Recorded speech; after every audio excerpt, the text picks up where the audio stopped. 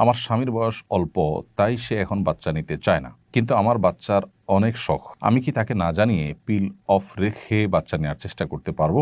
বোন এনায়া ইফরাহ, আপনার প্রশ্নের উত্তর হলো, আপনার স্বামী তিনি আপনাকে সন্তান গ্রহণ থেকে কোনো যৌক্তিক কারণ ছাড়া নিবৃত্ত রাখতে পারেন না। শরঈ বা শরিয়া গ্রাহ্য কোনো ওজরের ভিত্তিতে যদি তিনি আপনাকে নিষেধ করেন, তাহলে সেটা ভিন্ন বিষয়।